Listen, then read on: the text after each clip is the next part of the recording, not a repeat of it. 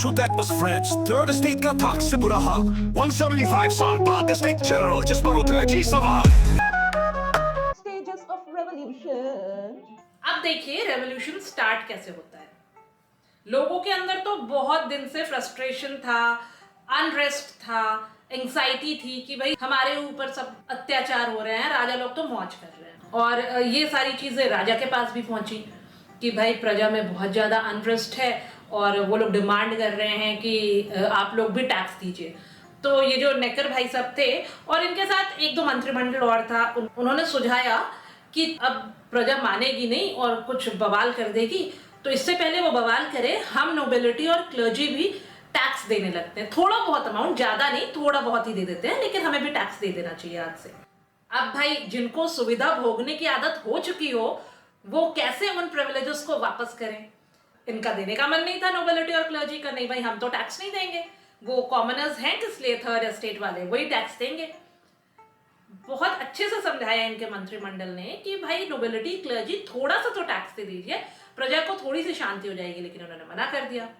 तो अब राजा ने क्या किया कि एस्टेट जनरल होता है, मतलब 175 साल पहले उस मंत्रिमंडल को बुलाया गया था, 175 साल बाद फिर से उस बैठक को बुलाएगी. उस बैठक में क्या होता है, मतलब रिप्रेजेंटेटिव्स होते हैं तीनों एस्टेट के, नोबिलिटी के भी, क्लर्जी के भी और कॉमन पीपल के भी.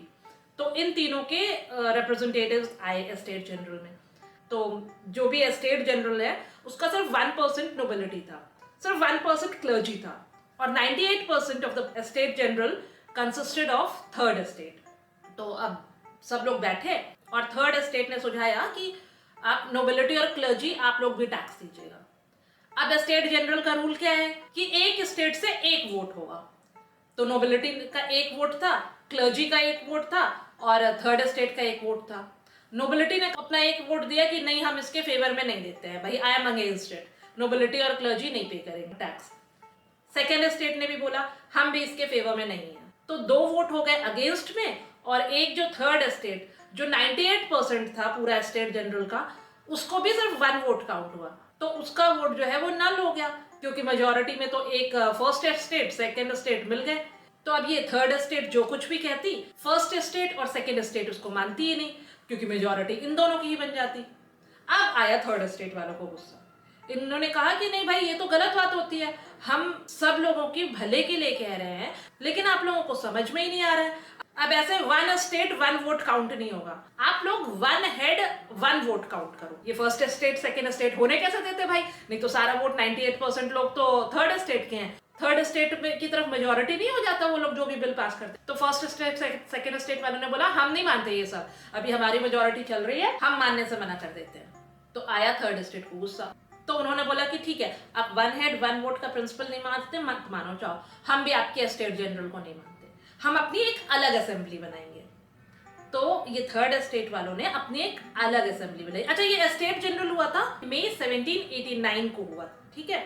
तो अब थर्ड एस्टेट वालों ने एस्टेट जनरल से गुस्सा होकर बाहर निकल आए. इन्होंने बोला हम अपनी अलग असेंबली बनाएंगे.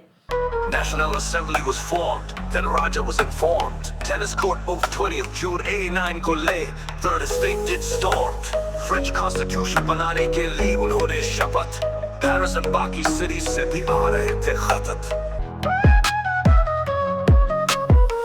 तो इन्होंने एक असेंबली फॉर्म करी, नेशनल असेंबली.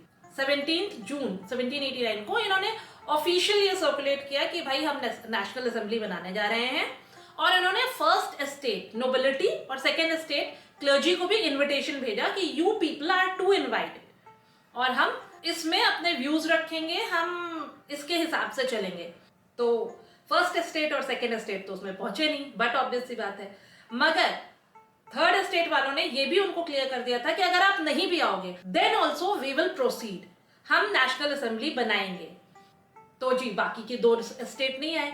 थर्ड एस्टेट ने बोला कोई बात नहीं, हम फिर भी बनाएंगे. जिस डे को और जिस प्लेस पर इन थर्ड एस्टेट वालों को गैदर होना था, असेंबल होना था, अब राजा ने क्या किया कि वो जगह ही बंद करवा दी, सील करवा दिया उस जगह को, कि ना इन लोगों के लिए मिलने की जगह होगी और ना ये लोग नेशनल असेंबली बनाएंगे. भैया 20 जून को इन लोगों को असेंबल होना था और उस दिन इन लोगों को नेशनल असेंबली की फर्स्ट मीटिंग मतलब ऐसे रखनी थी.